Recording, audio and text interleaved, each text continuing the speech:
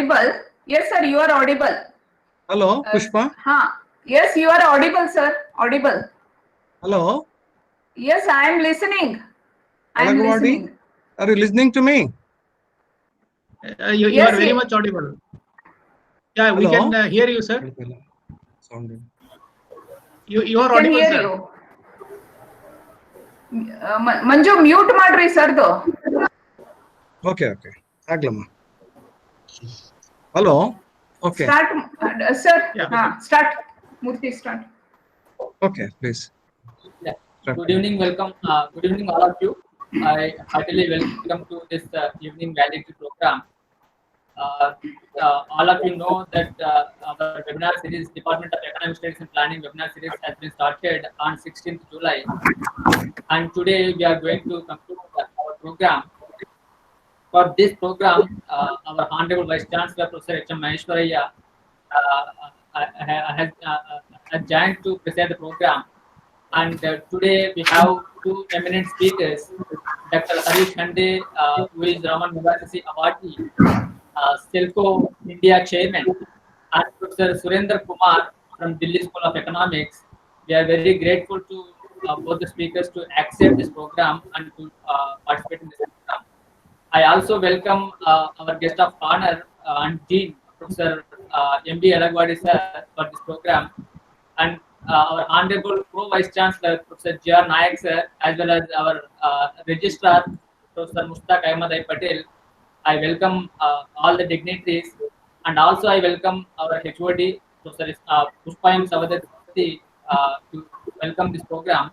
And now I would like to hand over Professor Pushpa Savadati before introducing the speakers as well as giving the report to the August audience. I welcome Professor Pushpa Savadati to give introductory remarks. Welcome you, ma'am. Thank you, Dr. Lingamurthy. Good evening to one and all. I have a pleasant duty of sir. Please mute yourself. VC sir. Okay. I have a pleasant duty of welcoming all the dignitaries to this valedictory program of webinar series organized by Department of Economic Studies and Planning on the theme COVID-19 and Indian economy, challenges and way forward.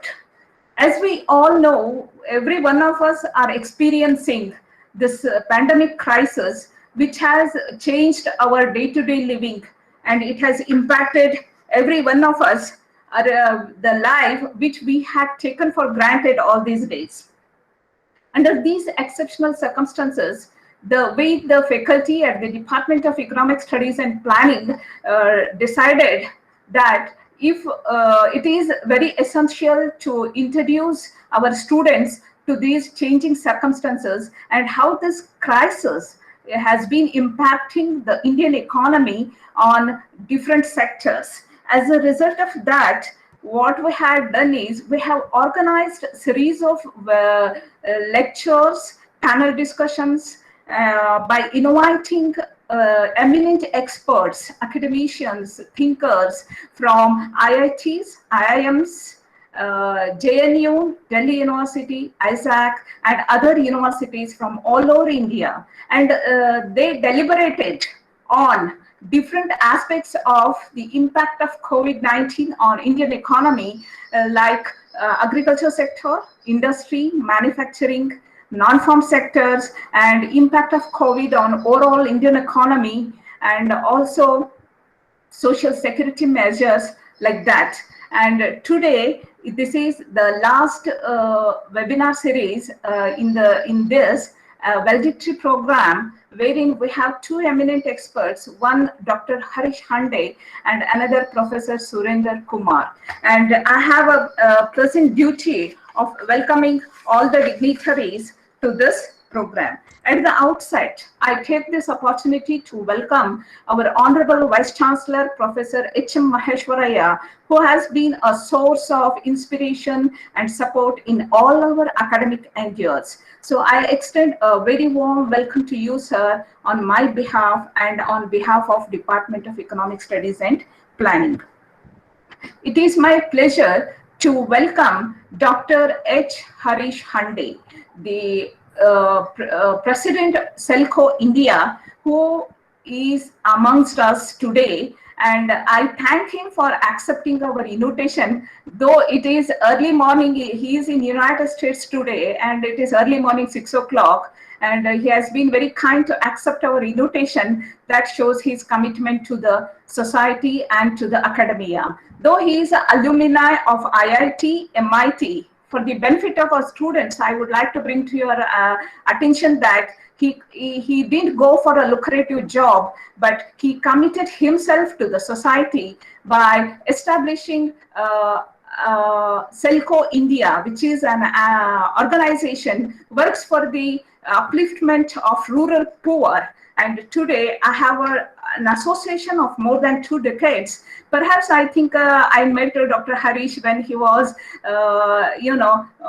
trying to establish the organization, this the NGO. And today I'm very much impressed looking at the way it is impacting the rural people. Nearly 6 lakhs of rural households have been impacted by this organization or across the 6 states. So we are very fortunate enough to have such a social entrepreneur with such a wonderful qualifications committed to the society, and that should be an inspiration to all our students and young faculty. Instead of asking what we have got from the government, we have to ask what we are going to do for the society. And with this brief remarks, Dr. Harish, I extend a very warm welcome to you, and we are all very eager to listen to you. And one more thing is, 35 minutes have been given to Dr. Harish. Among that, 10 minutes will be discussion for our students with Dr. Harish, and Harish will be leaving the platform at 5 o'clock as he is busy with some other assignments. And there is another eminent academician, Professor Surender Kumar from Delhi School of Economics. Sir, we are very happy to have you amongst us. I know how much Dr. Murthy has been struggling to get hold of you. Despite your busy schedule, you have agreed to share your views on environment, and we were eagerly waiting for you, and extend a very warm welcome on my behalf and on behalf of Department of Economic Studies and Planning. And it is my pleasure to welcome the guest of honors for today's program, Professor G.R. Naik, Pro Vice Chancellor of Central University of Karnataka, Professor Mushtaq Ahmad I. Patel, Registrar, Central University of Karnataka, Professor Emily Alagwadi, Dean School of Business Studies, who have been always with us in all our academic pursuits. So it is with great dignity and pleasure I welcome the galaxy of guest of honors to this valedictory program. And it is also my pleasure to welcome my faculty from other universities, Professor Bagalkoti, Professor Ramanjanelu, and other faculties from Central University of Karnataka, Professor Chanamir, and other students and other academicians to this August gathering. So I once again welcome you all, and I thank the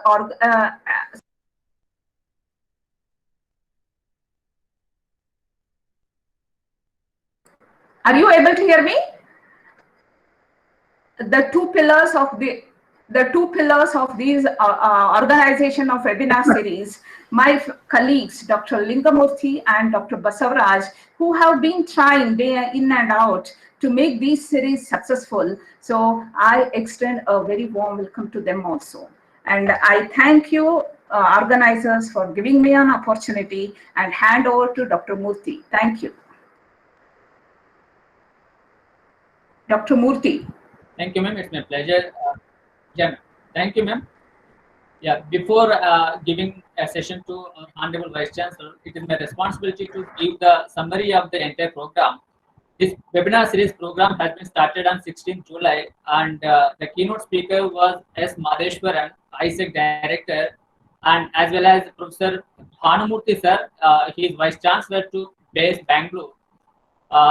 The next program has been delivered by Professor Bhagwati Prakash Sharma, Honorable Vice Chancellor, Gautam Buddha University, Noida, and he has taken on Atmanirbhar Bharat, challenges in India's manufacturing sector. and we all enriched with his lecture, and we wanted to have more discussion, but due to time limitations, we could not do much to read all of you.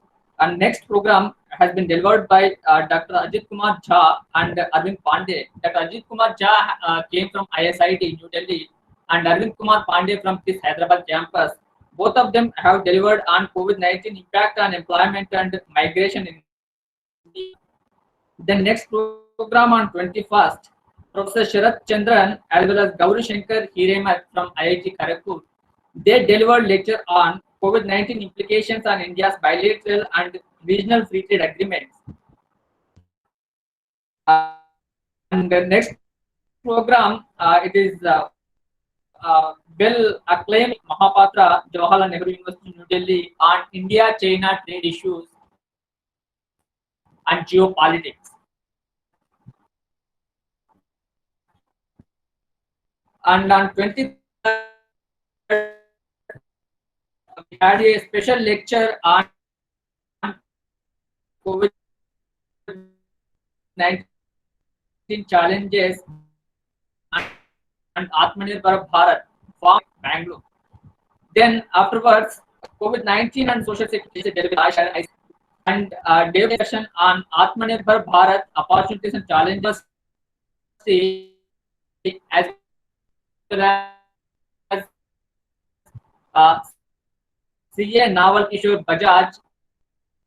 He is working in Japanese MNC in Bangalore. And today we are heading to Valedictory program. So with this brief outline of, and we had more than 120 participants, and due to technical problems, 260 able to recover. So this brief, I would like to invite our Honorable Vice Chancellor to Murthy. Yes, ma'am. Yes, ma'am.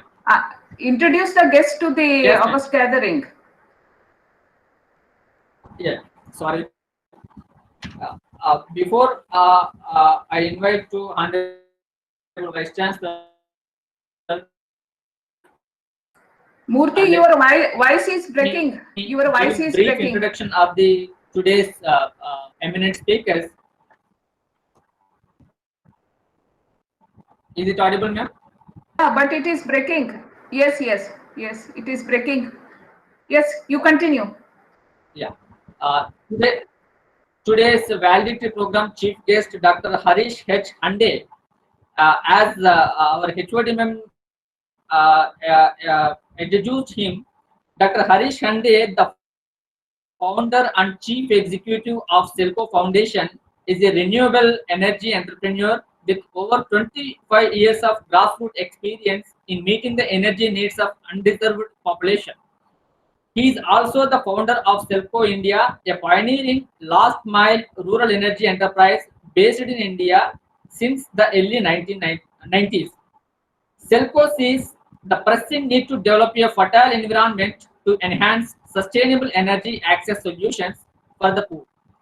This energy access increases incomes, improves quality of life, and alleviates poverty, turning energy consumes into asset owners.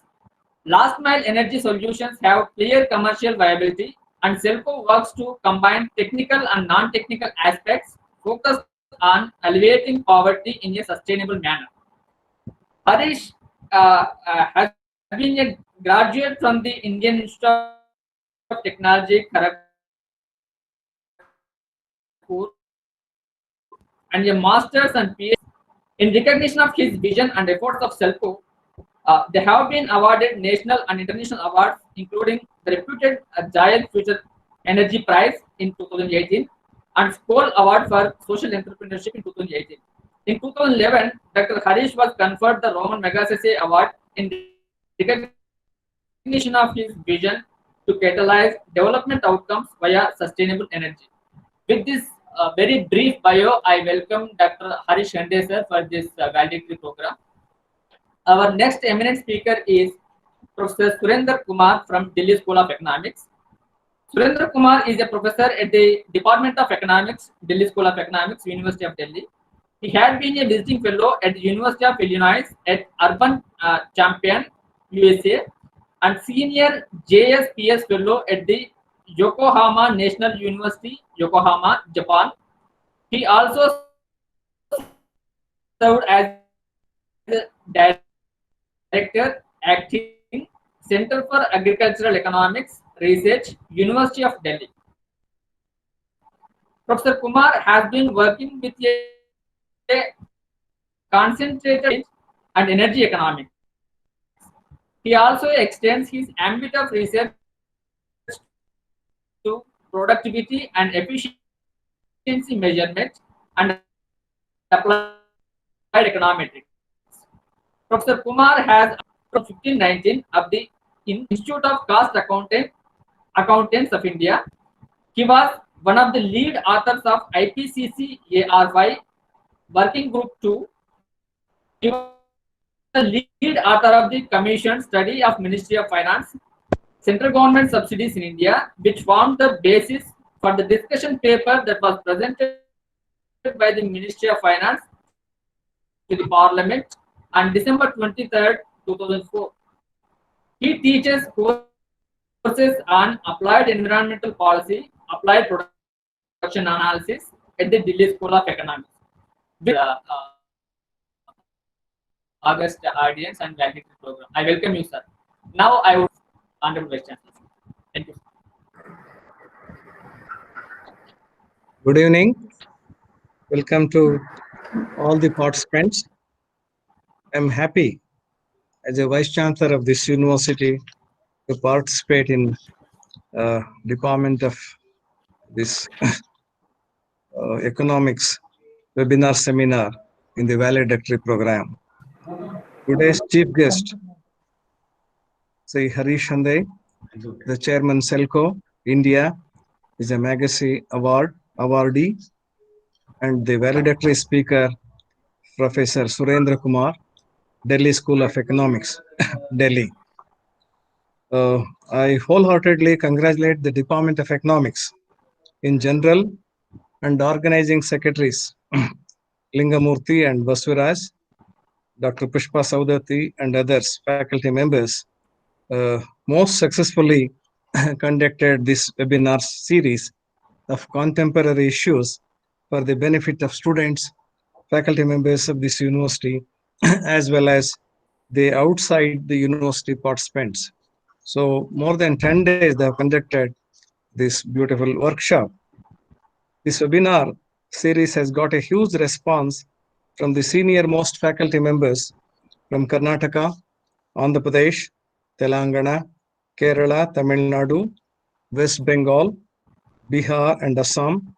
Topics of this webinar series has been very comprehensive and contemporary and delivered by most senior academic faculty members of the country, like the faculty from JNU, Delhi University, IIT Kharagpur, MIT University, ISEC Bangalore, and Tata Institute of Social Science, ASD Delhi, like that.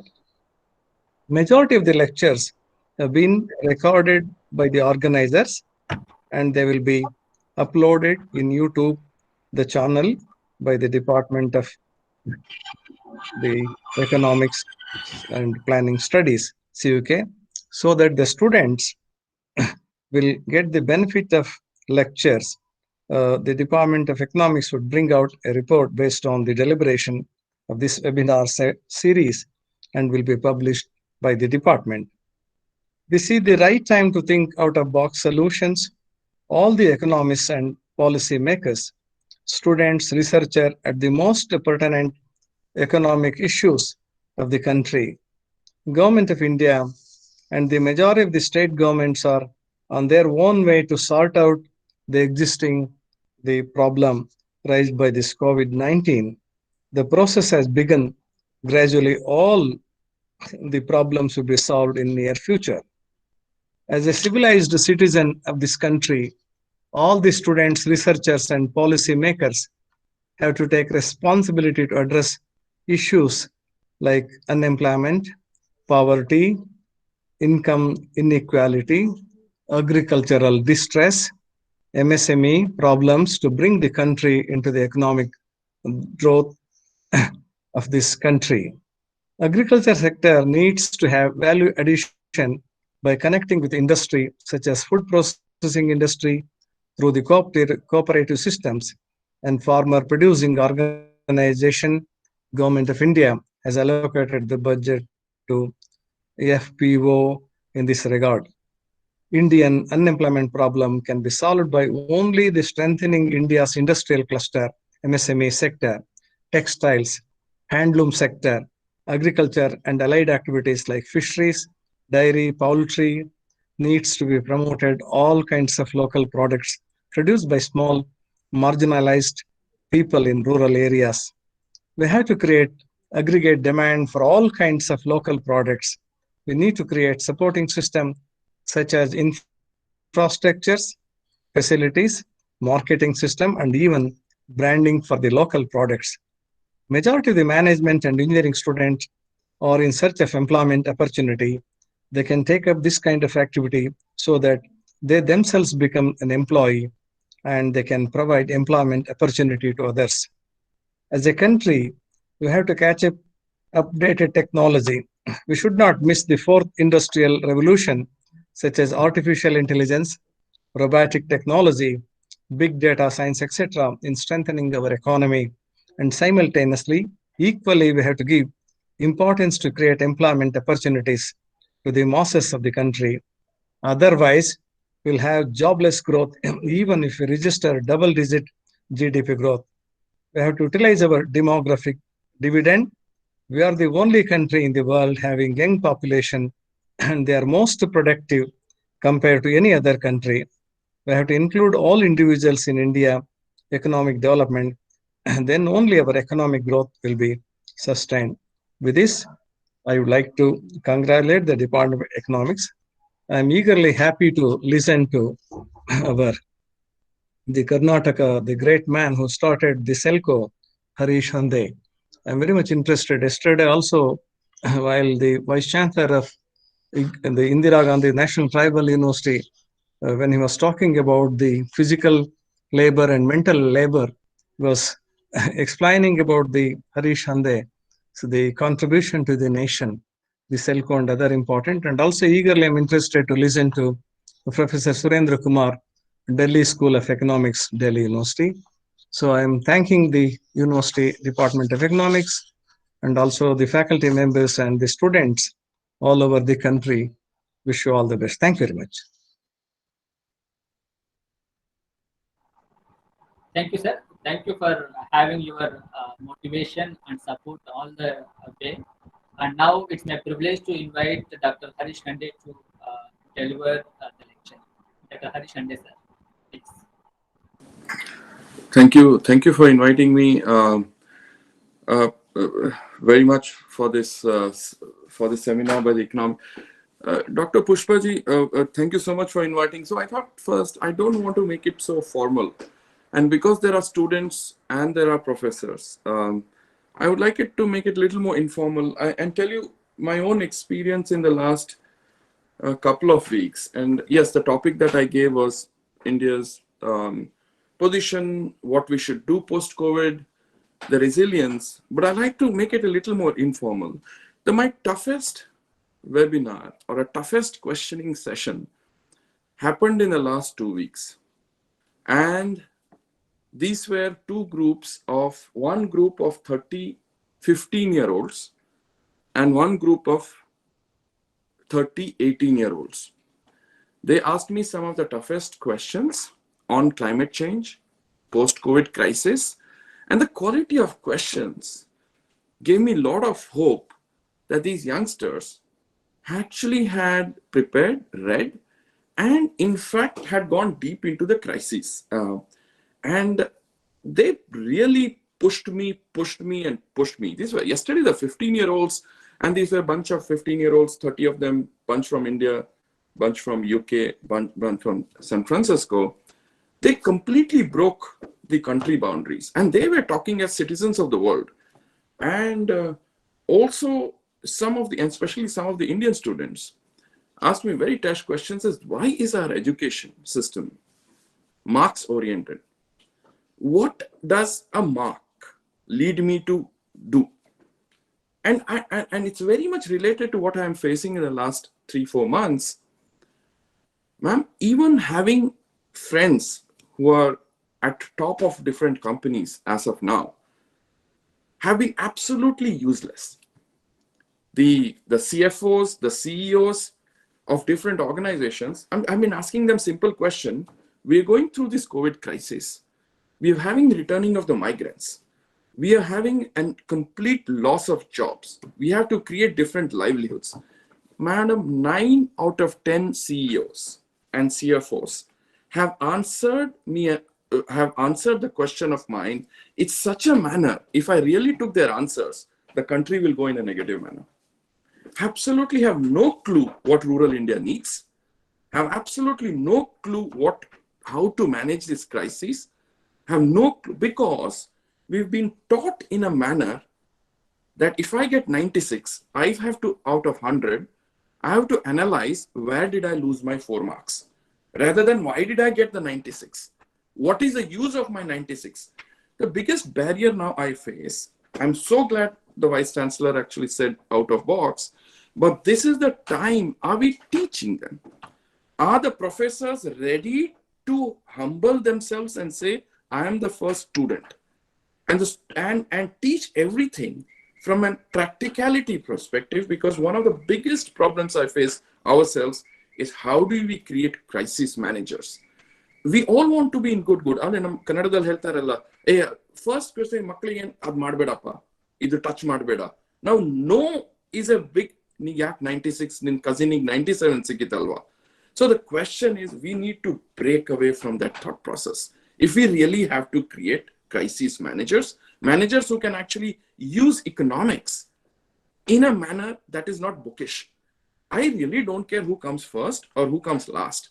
And so yesterday, last week, one of the 15-year-old kids, and to the students here, brought out my 5th grade and 6th class mark sheet. I don't know, somehow I had failed in all subjects in the 5th class and 6th class. I tell you, I got conditional promotion 3 times. And what I mean by conditional promotion is where all the teachers get together and say whether we should pass this student to the next grade or not.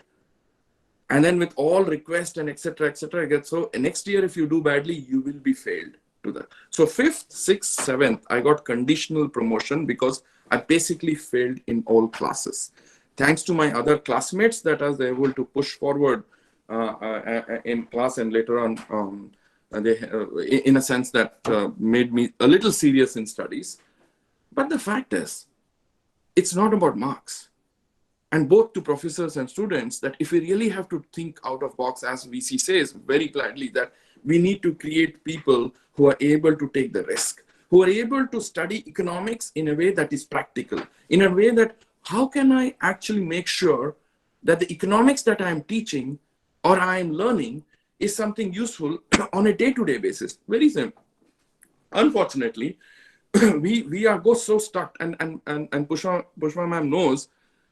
I think the fact is, when I worked in the rural, on the field, one of the biggest frustrations that I had felt was, I can get a PhD. I am so-called called a Dr. Harish Hande because I had 5 years of flexibility time.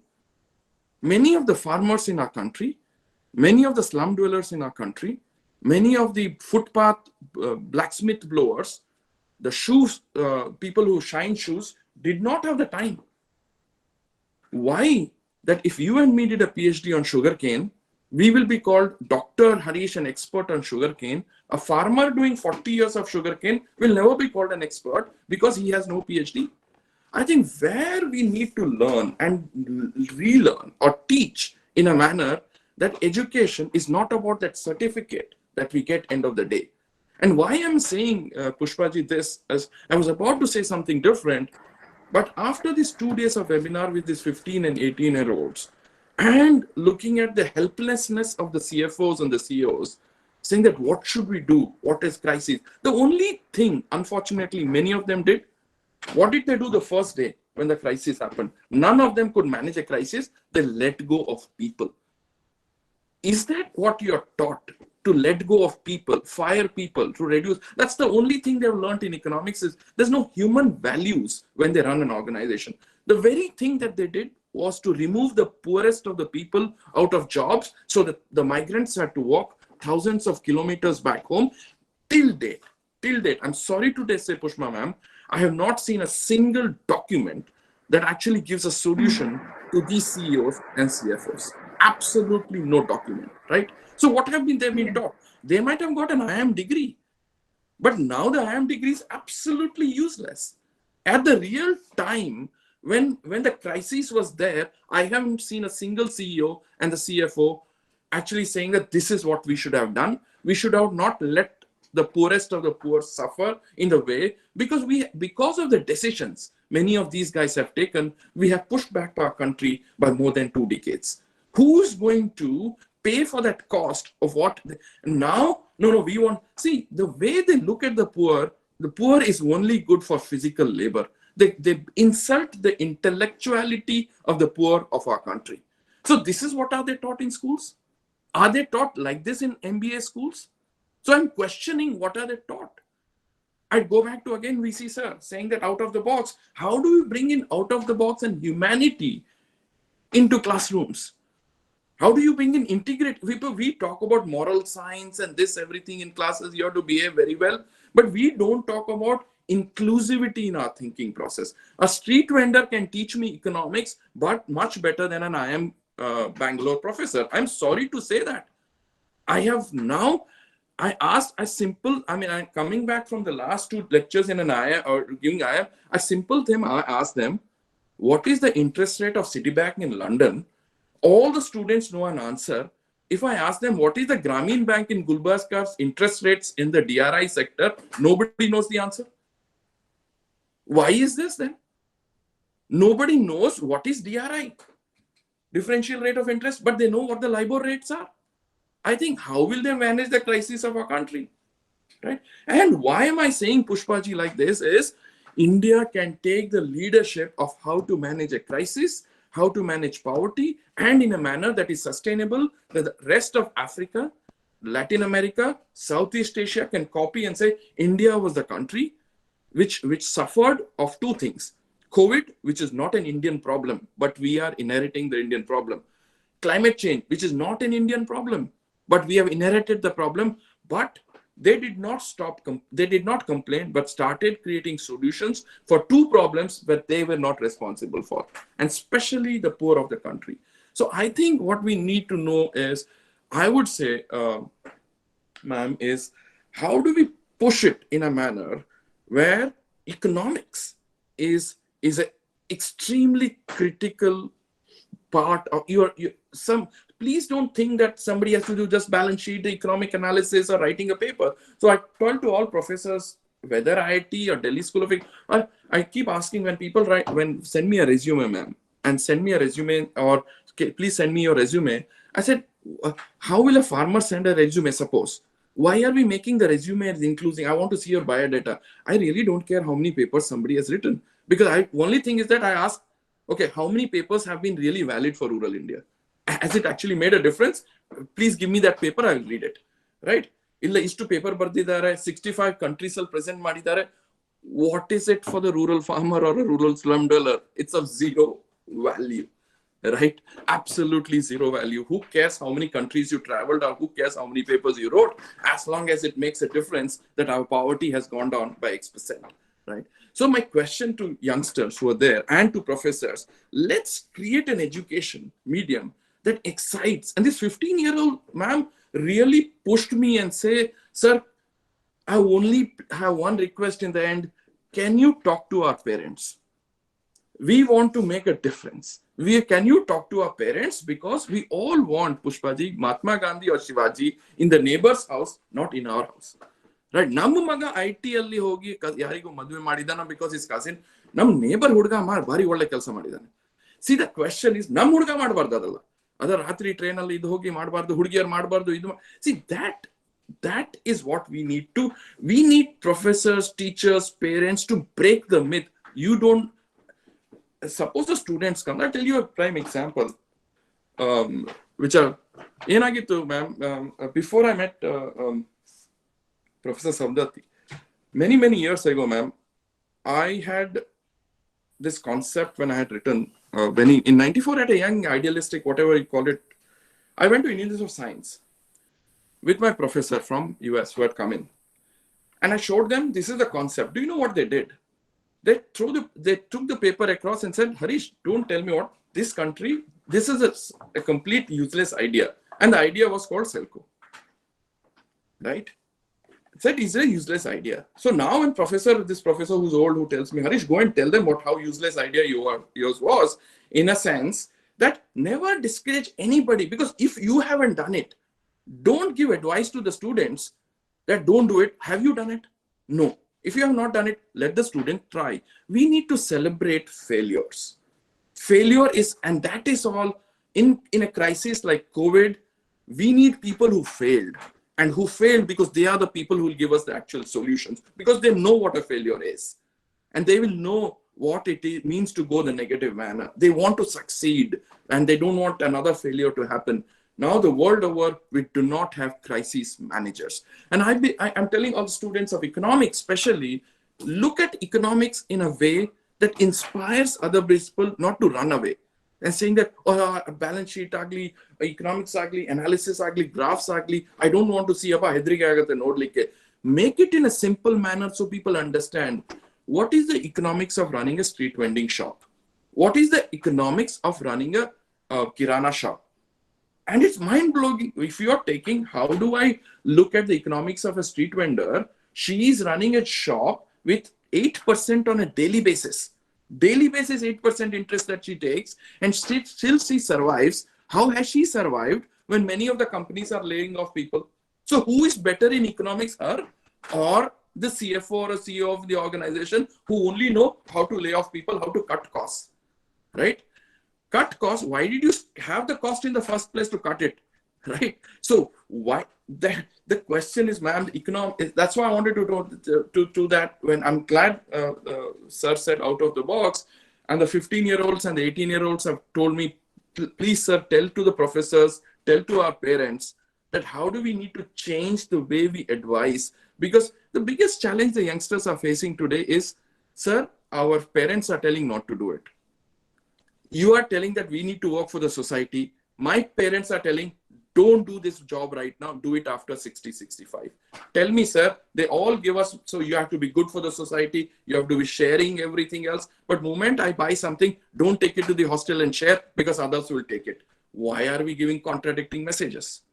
Right? Why are we telling the youngsters not to go? And we all complain. Iga manelle Pushpaji, ಎರಡು students ಎರಡು ಮಕ್ಕಳು behave ಮಾಡದಿದ್ರೆ ನಾವು ಯಾರಿಗೆ blame ಮಾಡ್ತೇವೆ? Parents ಅನ್ನು ಸರಿಯಾಗಿ groom ಮಾಡಲಿಲ್ಲ ಅಂತ. If a generation is not behaving, we should blame the generation that we have not inspired the next generation to do what they're supposed to do. So let us not blame the young generation. Oh, mobile alli irtare. Now we are not inspired in teaching them that they are. We have to take responsibility if they are on mobile. We don't blame the youngsters at all, right? So the question is, are we creating enough of opportunities for the youngsters to take a risk? I don't need to have an attendance.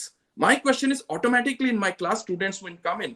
Why should I have a threat of an attendance? That's like, sir, a police officer obru helidru onsati lecture koduvaga, sir, ನಾನು ಒಬ್ರನ್ನ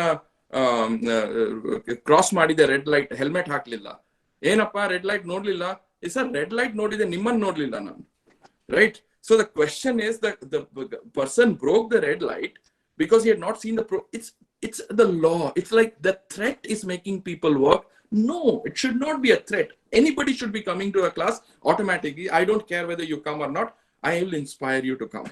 That should be our philosophy of teaching methodologies of economics in a manner that is actually useful. And especially now, I have last 2-3 minutes with you before you is, ma'am, in the post-crisis, now we have millions of people who have gone back. Millions of people who have gone back with various skill sets in terms of whether it's a cook in a hotel, receptionists, accountants, everybody has gone back. We have lost enormous jobs across the world. We need to think, how do we create entrepreneurs? How do you create innovators? What type of new innovation, and in a fashion that is decentralized? And why your university is so critical? Because Gulbarga is one of the hotspots where the migrants have come back.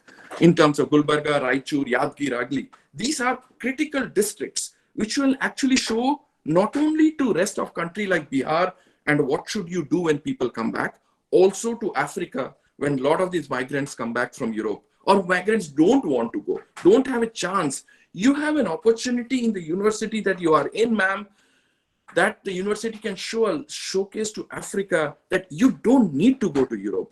We will create a decentralized solution. How do you link economics to the engineering students? Engineering students, and I mean, how do you have projects where an economic student, an engineering student, and a medical student sits together? Unfortunately, what we do in our education system is siloed. Nanappa, mechanical engineer. I am in economics of. I'm a professor of this economics. My question is, ma'am, if tomorrow a tomato vendor says that I am expert in selling only this, and tomato prices go up, will she say I'm a tomato expert, so I cannot sell potatoes? Her 3 members in the family will go hungry. We all need to come out as solution providers. I don't care, I'm a mechanical engineer or a street vendor or a potato vendor. I will make sure that a solutions is actually given. So I think Gulbarga is such a hotspot of solutions today. And if we are able to create solutions cut across other departments and learning, where each one of us becomes an anthropologist of thinking, of solutions, then what will happen is the COVID crisis becomes a very small part of our solution. We'll all be able to. One of the biggest barriers is today we do not have crisis managers. And I don't want India to go through another crisis like climate or other pandemic where we do not have crisis managers. So I beg all the professors, and I'm telling to the students, you are in a very exciting time. Don't think COVID is a negative. Take COVID as something that has come very early in your life. Anything that comes in the future, you will be able to tackle it, but in a manner, take risk and use economics and think daily, how is it useful? And if you're not able to think how is something is wrong with you, don't say, that is a wrong attitude. The attitude should be, boss, where can I actually make it work? It's not about, professors are not going to tell you all the answers. You have to come up with answers. You will have to actually, you are a professor, a professor is a student. So let's also make sure that if India has to look at post-COVID, we have to look at crisis management. And how do we teach everybody to be a crisis manager? That was for me, ma'am, the biggest lesson that I've got. I really failed. I really got rejected, disappointed in the last 2 weeks until I got this 15 and 18-year-old kids who really slammed me. I wanted to make it a little more informal. Yes. Thank you very much, Dr. Harish. It was really ignited the minds of professors as well as students. Professors, now they have to introspect themselves. What are we doing? Are we doing the real job? Are we enabling our students to face the life challenges? Right? That's an issue Dr. Harish Hande has thrown on the floor, because what students are going to get at the end of the day, what is the take for them? So I profusely thank you, Dr. Harish, for a wonderful igniting lecture. And now the floor is open for students. Students can ask, interact with Dr. Harish Hande. Students, you can ask questions.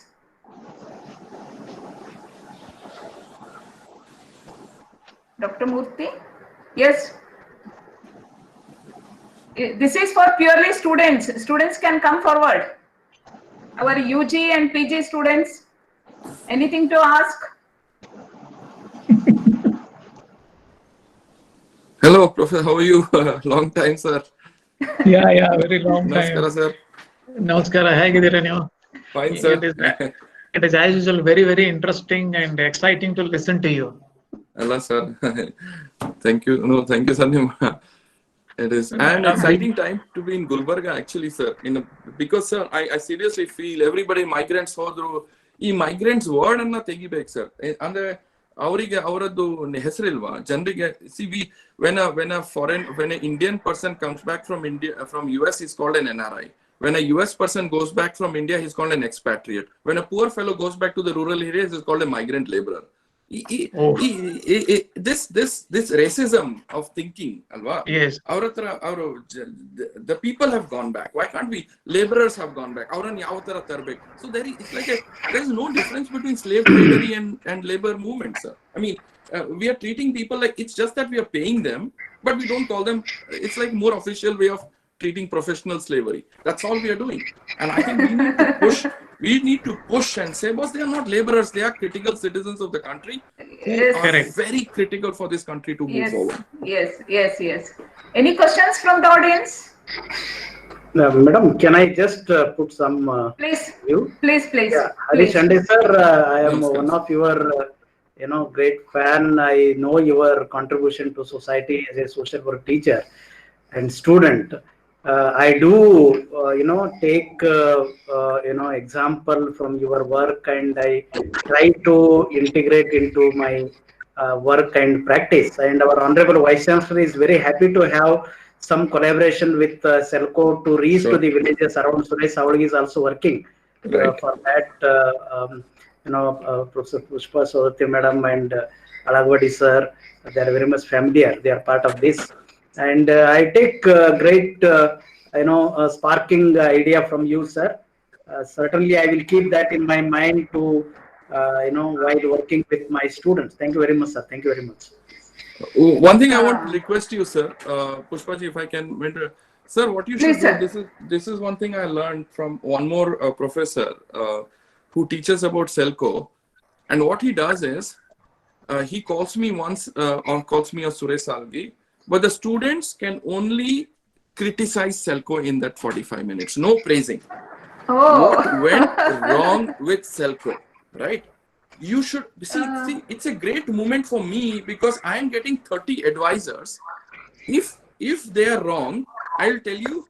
Okay, no. We took a decision this way. Then they understand why I took a decision that way.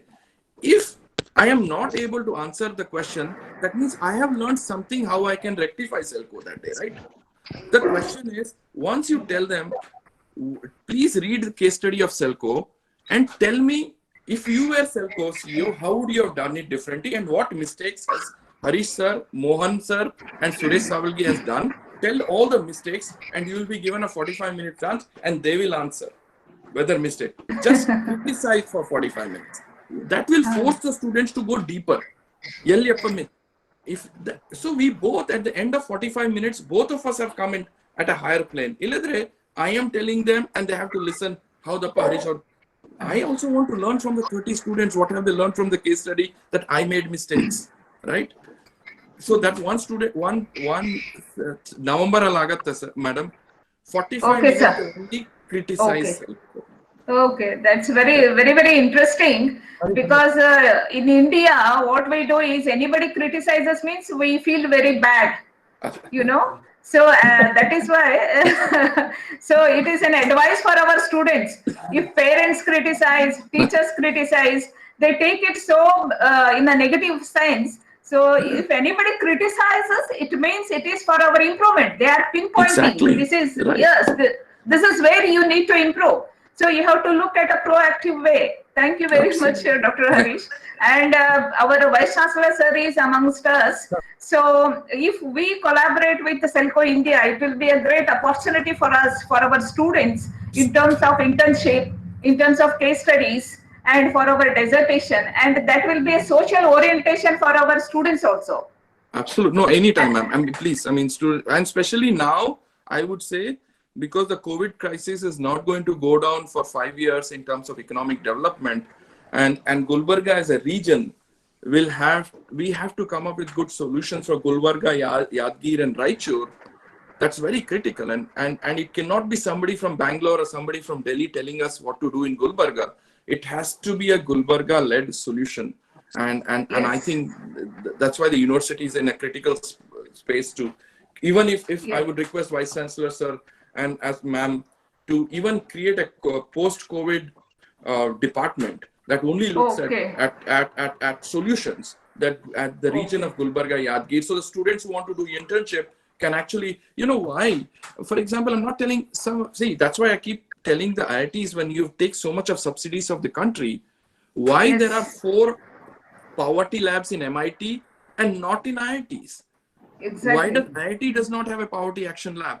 My question is, if we have a returning professionals or returning people action lab in your university that looks at students to only create solution. How you're Bangalore in the Bandru or Delhi in the Bandru? We have to say, how do we make sure that they don't go back, but live a dignity of life? And I think we should create a separate department that only looks at post-COVID solutions for such areas. Yes, definitely, Dr. Harish, we will take your solution. Yes, Dr. Gopal Singh. Sir, we have listened to you in Mysore, Mahajanas. Basically, we have been influenced by people to improve ourselves. Very rarely, people influence us to take care of the poor people. So that is the reason why we are not into this CSR or corporate society. Probably, as you said, inspire our students to take up the job work of just improving the lower category of people rather than improving the self-esteem. Absolutely. Analysis. Our students, Yamini, any question? Youngsters should interact, because Dr. Harish is a very busy person and not available. I'm a very inefficient person, ma'am. And he will be leaving the floor in couple of minutes. So, any of our youngsters? So unfortunately, I had to leave because today is Mr. K. Mudpa's death anniversary, and they asked me to speak. As you know, Mr. Udupa, K. Mudpa, M.I. Savadatti, and all were together for many, many years. And that is where... No, young students, I can imagine. See, that is one of the drawbacks of technology. Professor, shall I ask one question? Please, ma'am, sir. Please. Dr. Harish, I mean, see this about our education system. Even prior to COVID-19, again Mars oriented. Post COVID-19, now there is a big, serious challenges before us. That everybody asks us to go on online. No, my challenge is, if we go 100% online, how do you integrate this application part of it? How do you integrate them? Sir, yesterday the Wall Street Journal actually came out day before yesterday that this online is actually killing innovation.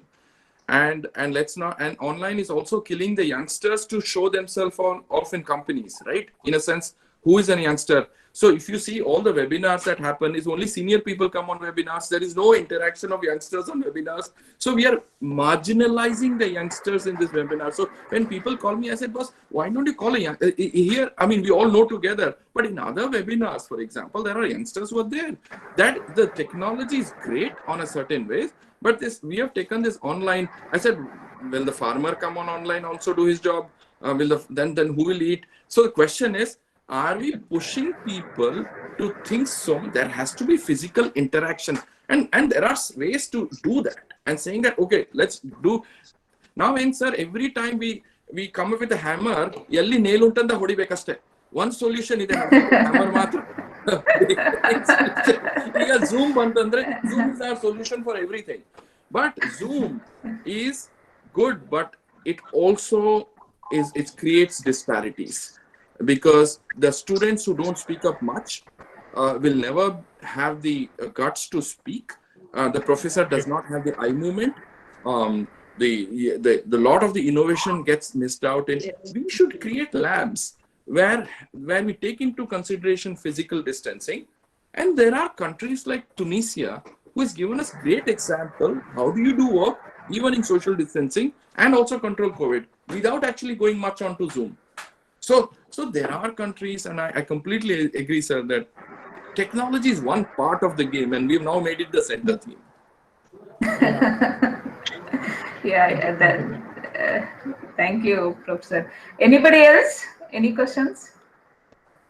So, then, Professor, one just question on my side.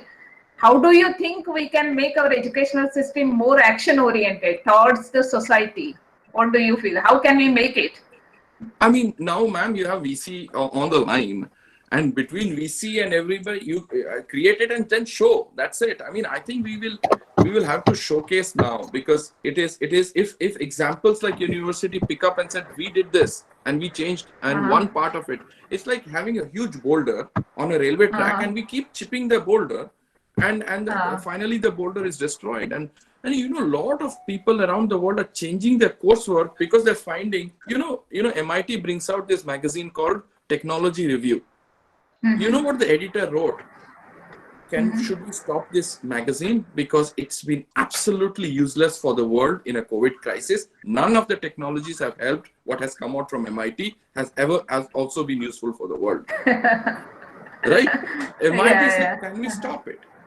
Now, question is, we need to be adaptive. And if universities like yours even creates one small department, and that, and the aim is not about you had one department, but how do you inspire 10 other universities in North Karnataka to create a department? See, so that then you have 10 VCs talking to the Prime Minister and saying, we need to make that change. I think we can change our education system. So, but sir, I can't, unfortunately, I can't put his name. He's a director of IIT. Harish, aapko pata hai na, professors log hai sir. Then, sir, why are you the director? If you are complaining that you're not able to do because of professors, then why are you the director? So the question is as simple as that. I mean, the director is the first entrepreneur for the organization. I will make the change. Don't complain on the system. A system will change only if you change. So thank you, Dr. Harish. You, one more thing I would like to bring to the August audience attention. Whatever Dr. Mute him. Whatever Dr. Harish says, he lives. So I tried since last 2 days to get his biodata, but I couldn't get one single printed. Just you know, his CEO written one paragraph about that. So that shows what he says. He lives. Very rare people to find nowadays. Dr. Harish, we are very fortunate to have you amongst us today, and it was very interesting and enlightening and thought-provoking your speech was, and I am very sure that all the teachers at those who are present on this platform definitely will take home your message and introspect and try to do the needful at their end. And my students also will inspire us to do the action-oriented research and teachings which are helpful for their life building. So absolutely. Thank you very much for your valuable time. Thank you, sir. Thank you so much. Thank you. Word to Dr. Murthy. Yeah, thank you, ma'am. Thank you for enriching lecture. Now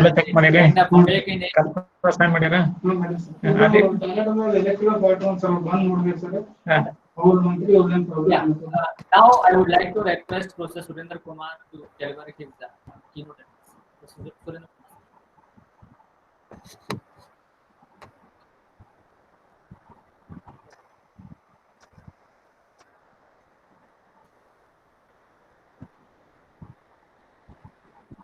Sir, unmute yourself.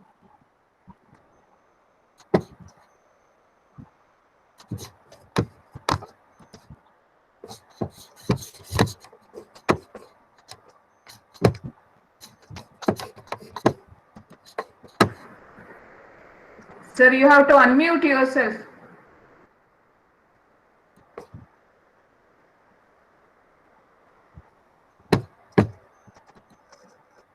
Is he sharing any PPTs, Murthy? No. Okay. Sir, at the bottom left, yeah.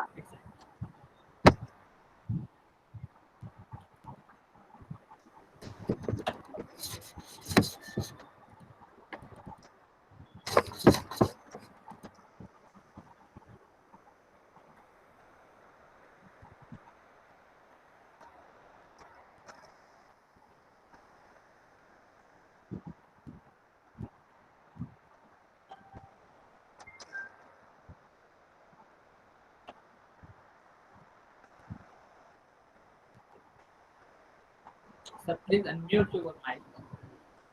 Yeah.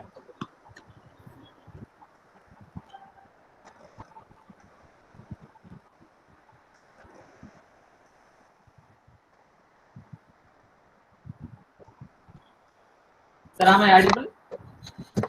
Surender, sir. Any Professor, you can speak now. Professor Yeah. So, am I audible to you? Yeah. Yes, sir. So, Very good good. afternoon, everybody. And I also thought that keep it informal rather than giving a formal. And here, what I'm trying to put, because this is the you can say the last day of your series. So, I congratulate your department and organizers for having this successful series of around 10 days. This is a very difficult task in times. So here, what I'm trying to talk about is a few keywords that we are talking about in this time of COVID. Then we have this another word, lockdown. And then we can say this economic stimulus packages we are talking about.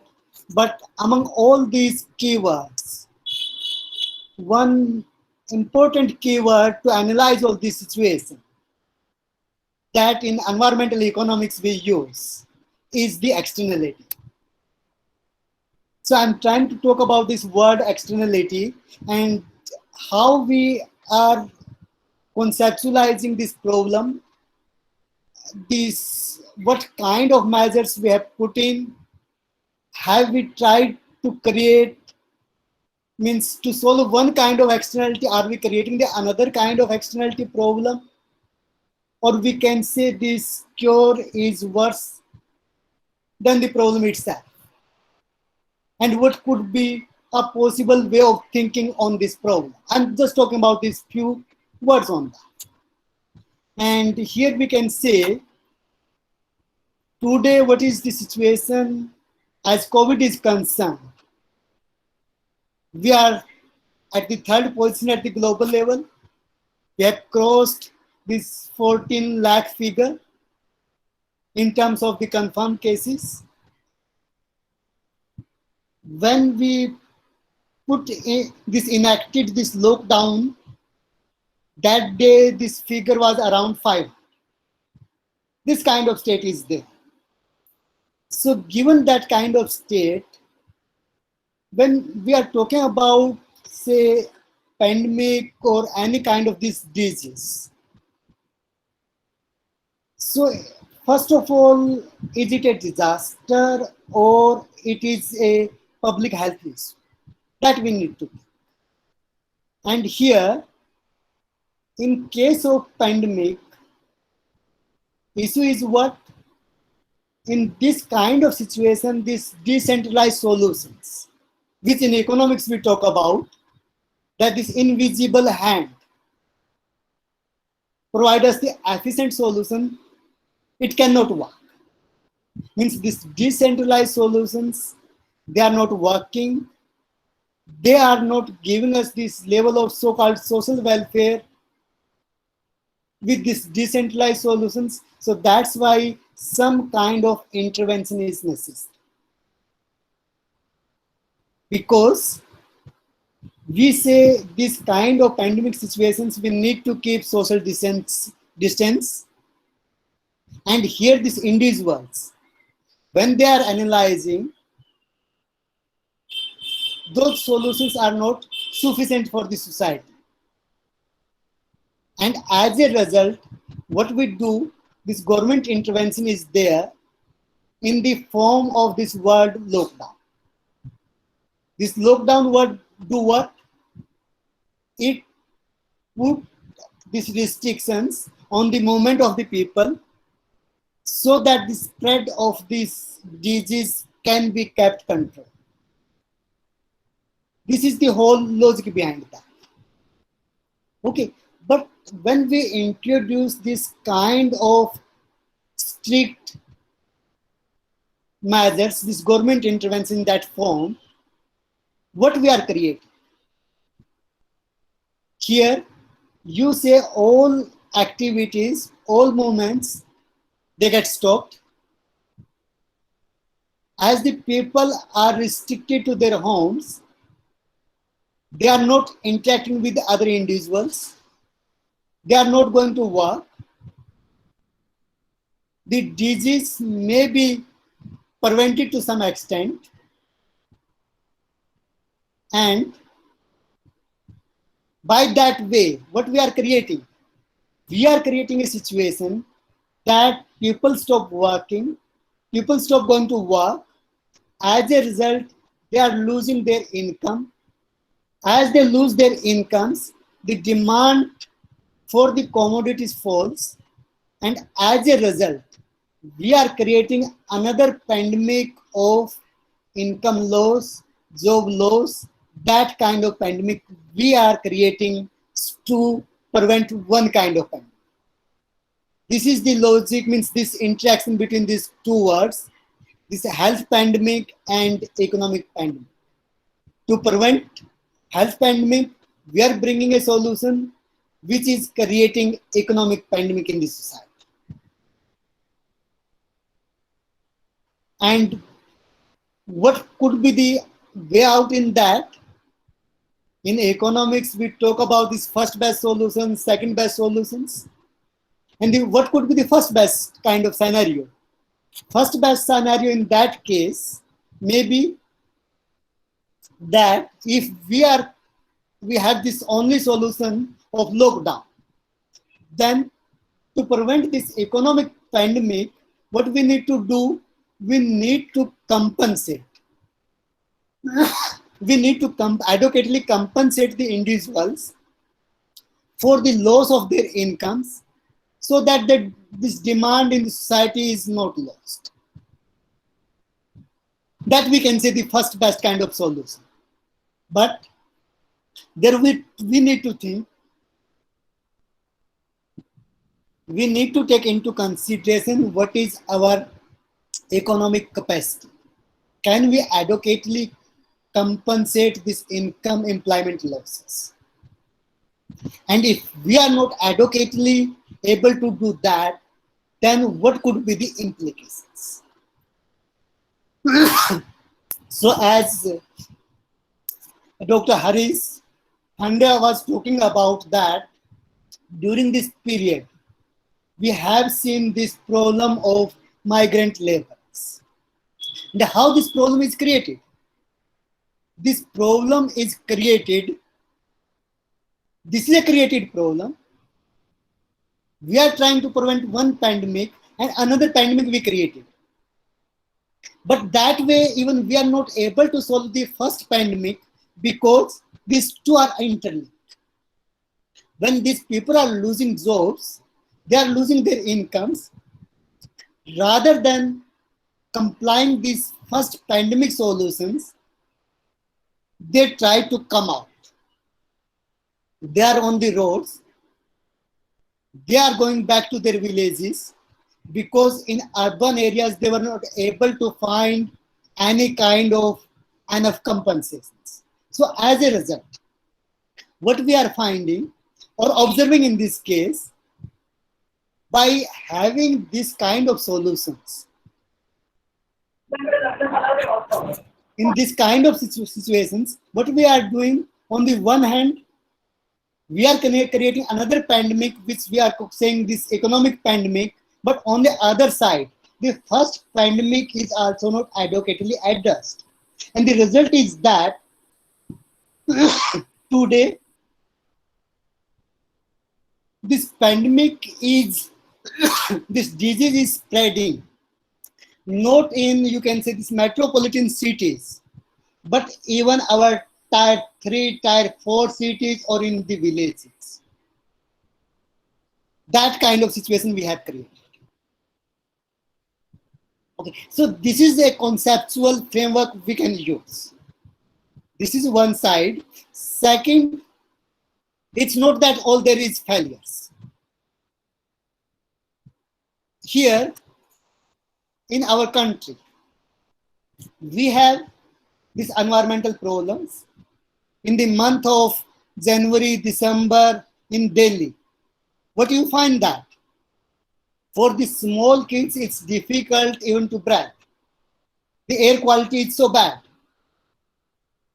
And here, as this pandemic, this lockdown initiated, and as a result of that, this air quality, water quality started to move up. So that way we can say this is a social benefit of this lockdown, but on the other side, there are economic social costs on that. So what we need to do, we need to analyze this quantum of social benefits, social cost simultaneously. This is the second point. And the third point in this case, what we can say is learning from our own experience.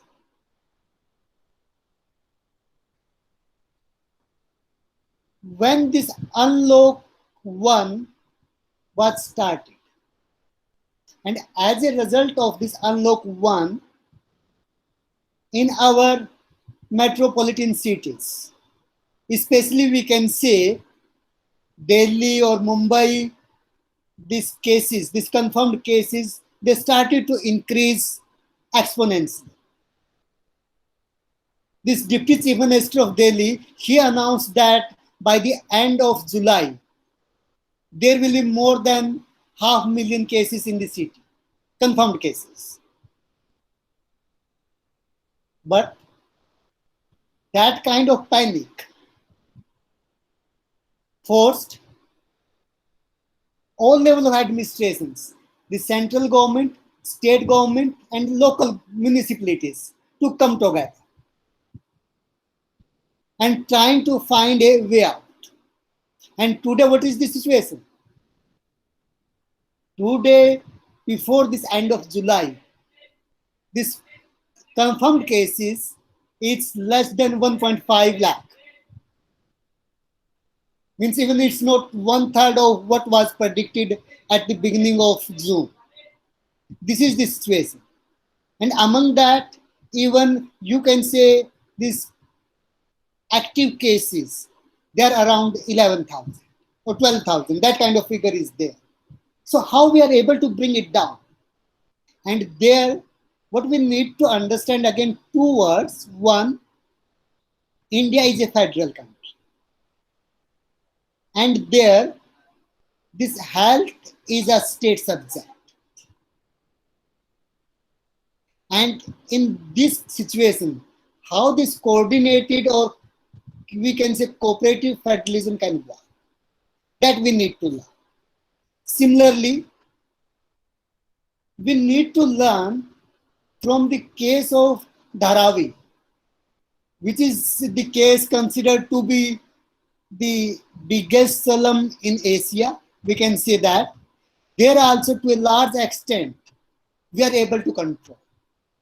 Similarly, in some of the other states, like Rajasthan, there in Bhilwara, governments are able to control.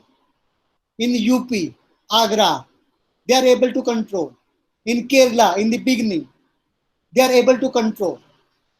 So what is the learnings from these experiences that we need to take into account? So these are some of the points on that I'm going to talk about. So here, when we impose this first lockdown and to compensate the affected people, the government came with some, you can say, some kind of compensation measures in 2 steps. One was, you can say, on this 27th March itself, after the 2 days of the implementation of lockdown first. And then government came with the second package of stimulation package, we can say, on 12th May. And there again, what is the size of the package, that may again be a subject of discussion or debate, we can say, but I'm not going into that. And in this, what we are trying to do, what is intent in that? There, one, giving some kind of purchasing power to the affected people. That was the intent. And second intent was not from the individual's perspective, but from the perspective of producers. From the producer's perspective, their government intervention is not in the form of directly giving them money, but trying to create an environment in that they can work. There means in that government is trying to give the people this liquidity. Because of being in crisis, they have problem of crisis. If liquidity is provided, then they may work. This is the assumption in that. And here, because there are the students of economics, there what we need to understand that it's means in the classical economics, we talk about, you can say, the Say's law. There what we are trying to say that this supply creates its own demand. Means let the people work. If people try to work, this producer, they produce the commodities. In that way, demand will be generated rather than giving them the money. The government worked with this assumption. But here, what we can say the problem is that this lack of supply, means the supply disruption, it created lack of demand. So this problem is complicated in that way. So how to address in that context? And then the government also in this particular crisis situation, this relationship with the other country, our neighboring countries, that issue is also arise in between. And there, we also need to understand this issue that earlier what we are talking about, we are in a globalized, integrated world, but due to this pandemic crisis, we became isolated. We are working as individuals, individual countries, individual states. And in that situations, these individual states need to become self-reliant. And they also need to become resilient. But can they be resilient in this isolated world or in integrated world? And here, there we also talked about that we should promote these local products on that, especially in context of China. Just to understand, at present, there are some organizations which are saying that we should give preference to local products rather than these imported products, especially in context of China. So what is the state? At present, what we can say, our import dependency on this one particular country is about, you can say, 15%. And most of this 15% import dependency, that is in critical sectors. For example, say pharmaceutical, where sometimes we say we have a big potential to grow. There also we are dependent on China for this API, for this, you can say, raw materials. And in that situation, if this counter country, they have a strategy not to supply these products to India, then what will be our state? rather than just to believe that. We need to think on that. So as a result, what kind of crisis there will be in the domestic economy? So here, rather than thinking so short terms, what we need to have a medium to longer term view to have our economy resilient, integrated with the world, but it should be diversified. It should not be diversified economy. It's integrated with the world, and for that purpose, what we need to create a domestic environment where our producers are competing rather than they work in a protected environment. If they work in protected environment, and we have on our experience of, you can say, around half decade, we were working in a protected environment, and why we cannot become competitive? Why our costs were so high? Simultaneously with what we need to do, we need to learn some of our neighbors. For example, say Vietnam, which is a small country.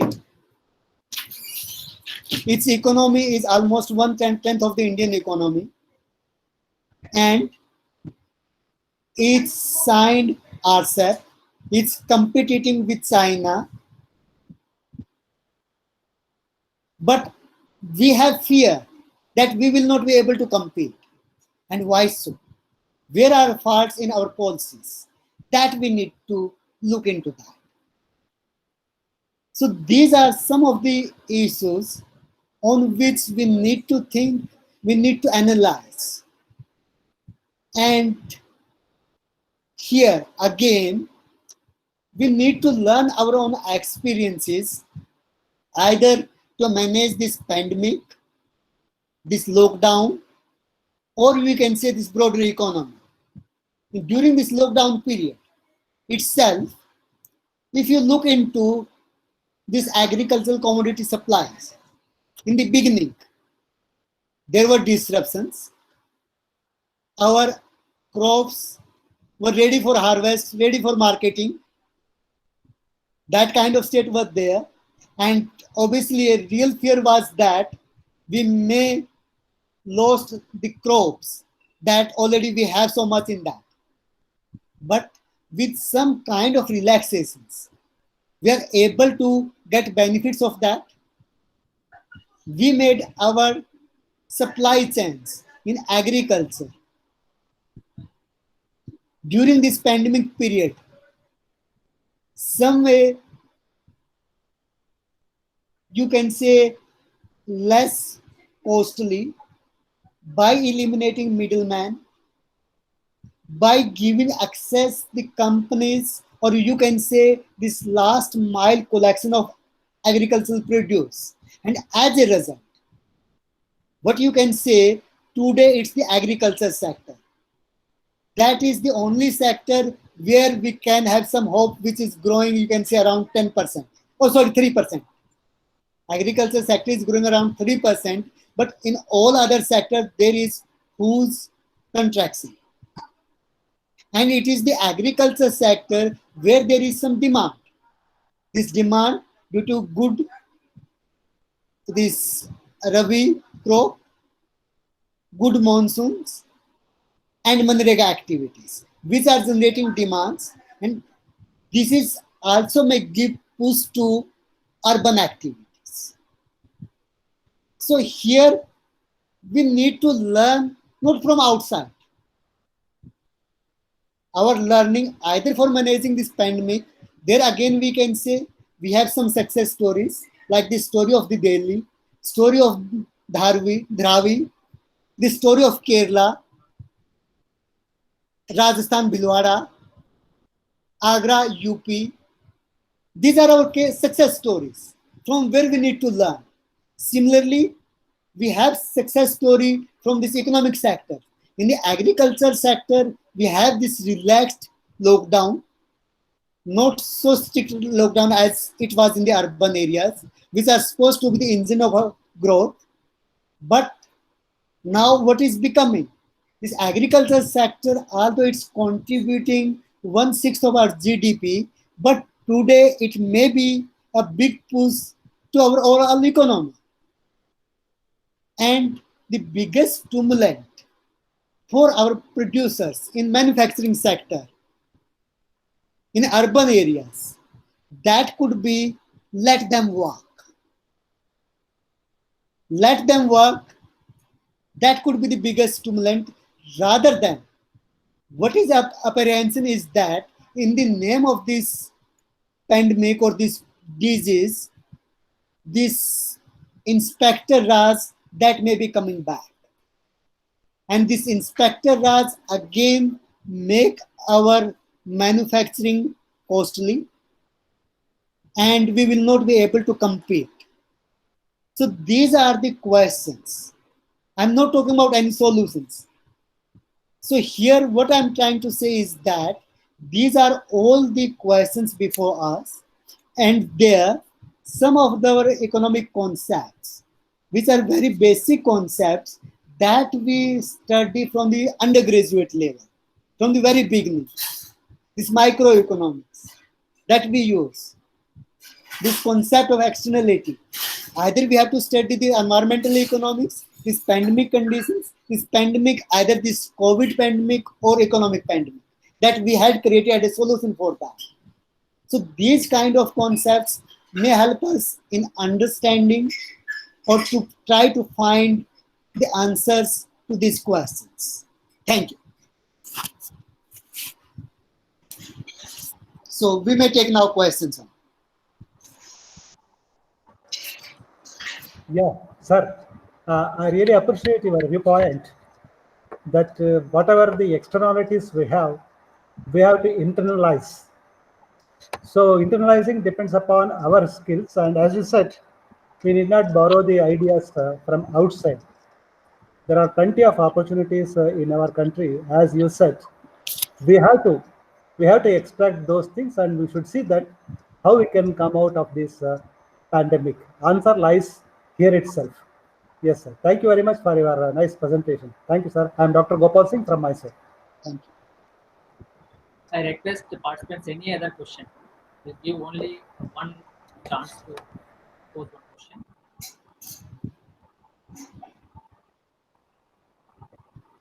Okay. Sir, I will share you, if they have any questions, they will text in the box. So I will share you later on, and you can respond to email. Now I would like to continue the program. I deep-heartedly thankful to Professor Surender Kumar. Now I would like to request our Honorable Pro Vice Chancellor Professor J.R. Naik to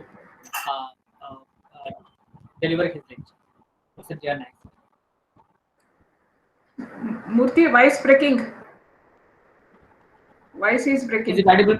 Audible? Yes. Yes. I request our Honorable Pro Vice Chancellor Professor J.R. Naik to deliver his lecture. Hello. Yes, Hello. sir. Good evening. Good evening, sir. Yes, I extend my congratulations to the. Yes, sir. Audible. Is it audible? Yes, sir. Yes, sir. I extend my congratulations to the Department of Economics, Professor Pushpa Saudati and her staff, particularly Dr. Lingamurthy and Dr. Basavaraj, for organizing such a very important series of webinar on the topic of economics, the COVID pandemic and the effect on the economics of our country. Actually, when the COVID pandemic started, as everybody knows, along with the health aspect of the human being, everybody was worried about the economy of the country, economy of the individual person, and as well as the entire globe. Many times there was a puzzle between the policymakers to whether to give importance to the health of the human beings or to the economy of the society. So it is very rightly done by the department to organize such a webinar, series of lectures by eminent people from all over India, and also today I heard Harish from abroad also. So it is a very important event in the history of CUK.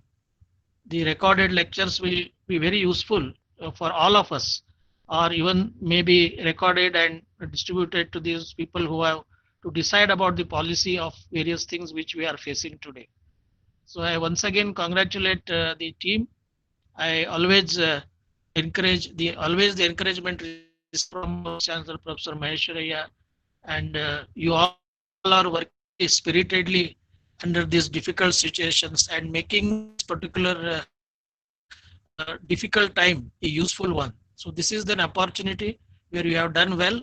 I once again appreciate the way you have conducted it, because I can see many very important topics are being discussed by people who are at the helm of the affairs. Very expert people have been invited.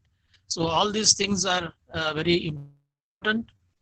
I once again congratulate, and I am sure that the students who were attending this particular webinar series, as well as our staff and the external participants who were attending, have got a lot of information through these discussions and interactions. So thank you once again for giving me an opportunity, and I extend my great appreciation to the Department of Economics and the staff who have done such a marvelous work. Thank you very much, madam. Thank you very much, sir. Thank you, sir. Yeah, continue, Murthy. Thank you, sir. It's a pleasure to have your remarks here. And now I would like to request our guest of honor and Dean in charge, School of Business Studies, Professor M.B. Alagwadi, sir, to give his remarks. Professor Alagwadi, sir. Good afternoon. At the outset,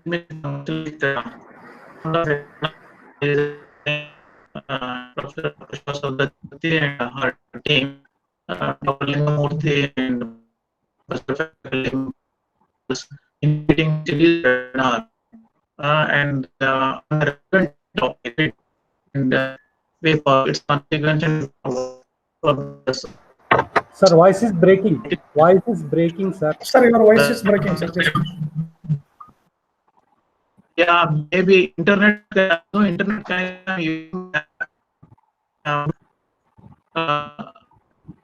Because most of the time I could hear Professor Surender Kumar. It was disconnecting. I'm audible. Am I audible?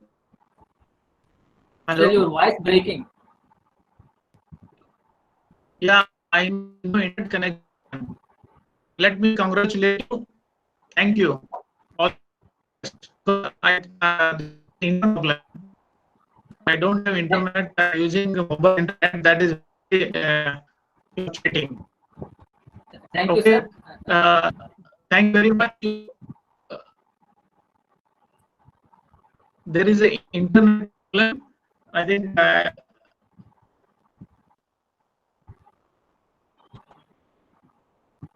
Okay, you invite register to speak because there is Yeah, Murthy, continue. Lingamurthy, sir, you invite registers to speak. Yeah. Sorry, yeah.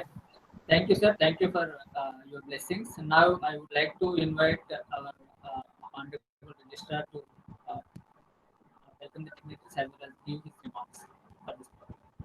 Professor Mushtaq Ahmad Patel, sir.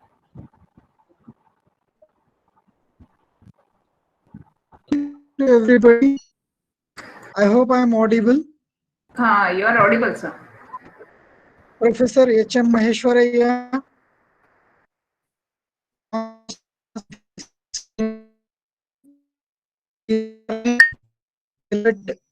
Vice Chancellor of this university, Professor Alagwadi, Dean of School of Business Studies, Professor Saudati, Head of the Department of Economics, Professor Surender Kumar, Dr. Harish Hande,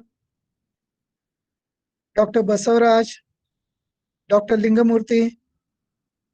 We have been witnessing since about 10 or 12 days, you people are working on one important theme announced by Government of India, that is Atmanirbhar Bharat. As all of us know, the economy of India is characterized by as a developing market economy.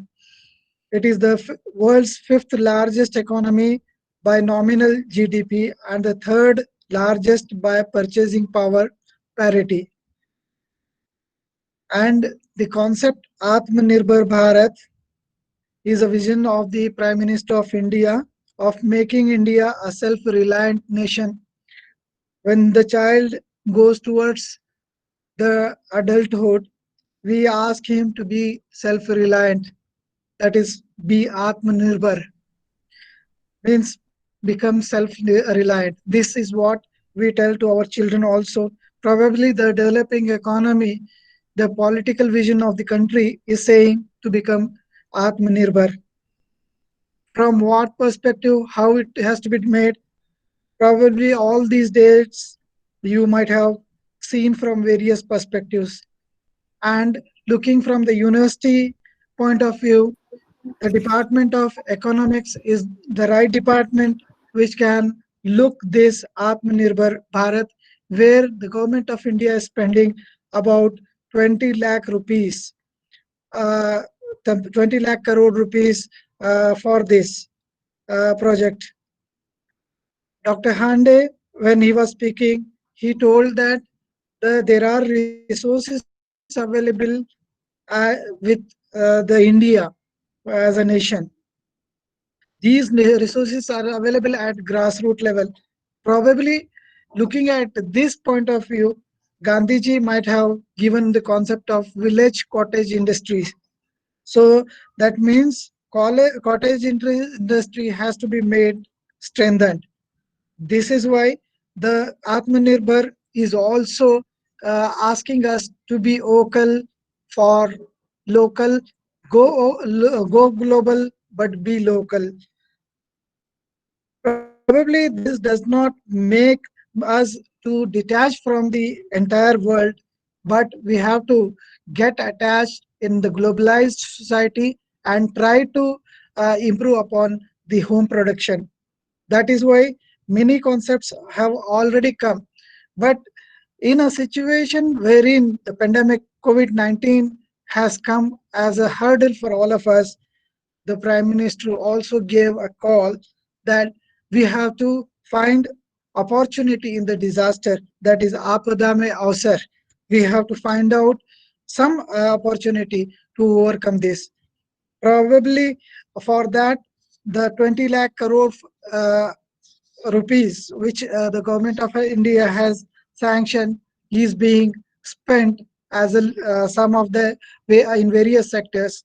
So we have to try to improve upon our economy.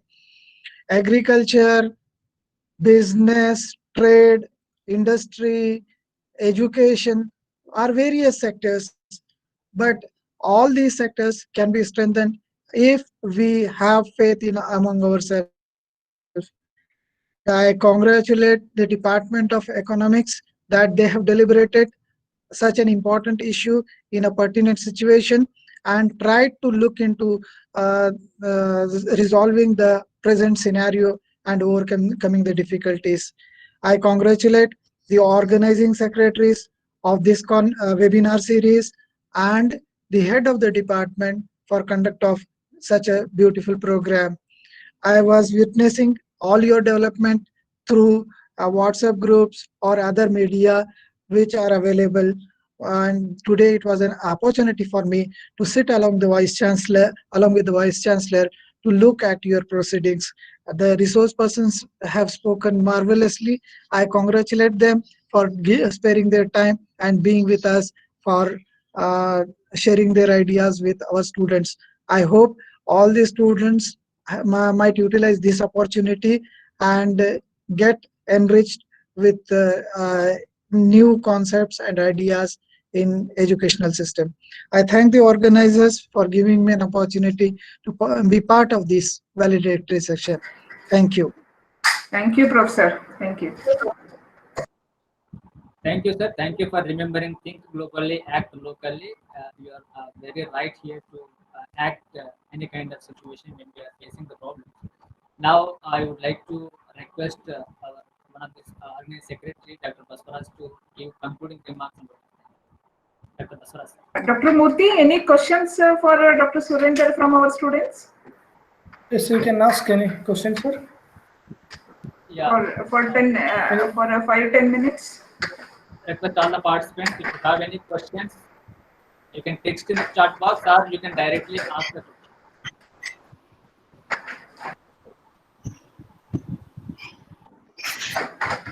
Okay, meanwhile, now again my internet has come back. Am I audible now? Yes, sir. Yes, sir. Yeah. Thank you very much. Let me at the outset first congratulate Head Department of Economic Planning and our team members, Dr. Lingamurthy and Dr. Baswaraj, and all the faculty members for making a concerted effort in organizing series of webinar on COVID-19 and Indian economic consequences and way forward.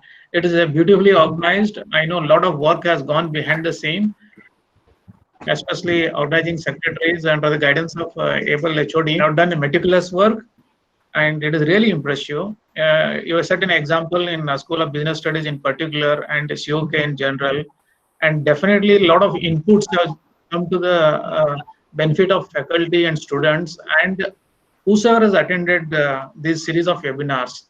I myself personally, I must say that I have benefited a lot listening to experts on this webinar, and it was a great inspiration and information for me. As I'm sure for others also, they must have taken a lot of views and take away from this seminar. Once again, I congratulate you and I wish you all the best and hope you continue to do the same in future also. Thank you very much for giving me this opportunity. Thank you. Thank you, sir. Any questions? Sir, there is one question posted in chat box. I will repeat it. What measures taken for rural development through education institutions might be in the country by Kanakaja Nedunuri, President Telangana Economic Forum? Mr. Surender Kumar. I think it was for. Can you please repeat the question? What measures taken for rural development through education institutions in the country? So, what we can say is in this particular situation, what we observed is that when this lockdown was enacted, especially in northern India, that time all these crops, they were ready for harvest and market. And it was apprehension that the farmer rural economy might be very losing due to this pandemic, due to this restriction related to hygiene or lockdown. That were the apprehensions. But there, the government of India and state governments, they intervened, and those interventions, they proved so successful that gave us the learning to go for reforms in the agriculture side. This long pending, you can say, this APMC Act, which was a major restrictions in the rural development or for the farmers, that was diluted from the learnings of this pandemic itself. We can say that. Second, what we have learned is that in this situation, it is the rural economy that is giving us inputs to our urban economies. So that's why what we need to do, we need to find the way, not just creating employment opportunity in big metros, but in rural areas and related to this, you can say tier 3, tier 4 towns and cities. There we need to develop that. We need to create infrastructure, health facilities in tier 3, tier 4 cities and in the villages. That way we can have rural development. Yes. Thank you, sir. Any questions or any comments?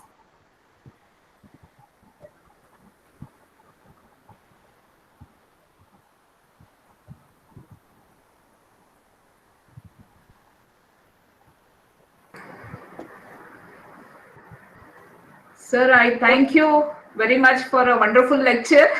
You made economics very simple and very understandable to our students. And we look forward to your presence again on a virtual platform so that our students will be benefited. Sure. Thank you, sir. I have one question, sir. Yes. Yeah. You said whatever the problems we are facing today, they are because of external effects. In solving these external effects, we are creating some more pandemics without solving this external pandemic. So where the problem is happening, where the gap is widening, and why it is widening? In Japan. Lingamurthy. Here, what we need to understand, there is first one kind of externality is arising.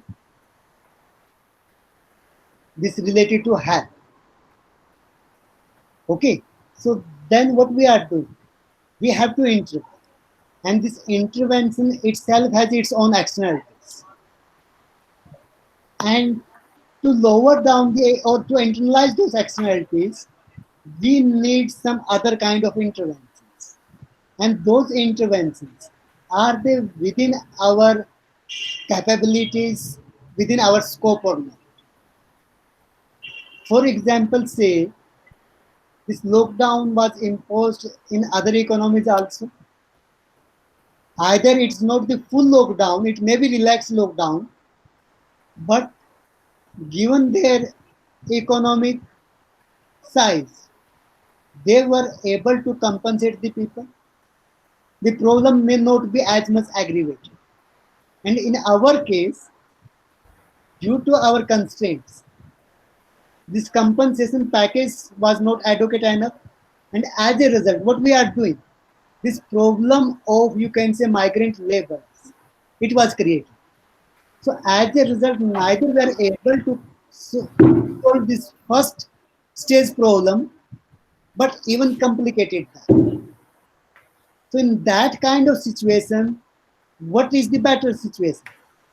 Rather than this complete lockdown, if it was a relaxed lockdown, this lockdown was more local in nature rather than national. Because one size fits for all, that we cannot apply. So with less cost, we may have better solutions in that. And even now, whatever has gone, that's fine. But now we have to revive our economy. In this revival of the economy, if we learn from our own experience of these 30 years, 90 onwards, and the best solutions given this entrepreneur skills of the Indian producers, there what we need to do, we need to give them the scope to work. These government interventions, these bureaucratic interventions, rather than promoting business or job opportunities, they are becoming restrictions. And the apprehension in the present situation is that these bureaucratic interventions in the name of hygiene or other kind of, they may prove counterproductive. So that we need to take into consideration. Thank you, sir. If any questions by participants? Now I request Dr. Baswara sir to proceed for concluding remarks and what next. Dr. Baswara. Thank you, sir. Good evening, everybody. Am I audible, sir? Yeah. Continue. Good evening, everybody. Respected Honorable Vice Chancellor, sir, Pro Vice Chancellor, sir, Dean Professor Awardee, sir, Registrar, sir, and our HOD, madam, resource persons, and other professors and distinguished participants. It is my pleasure to propose vote of thanks in the valedictory session of 10 days webinar series. Before going to tender vote of thanks, let me just go through the what two resource persons said and what we have learned from this session. So I think Professor, especially Dr. Hande, sir, presence made a huge difference.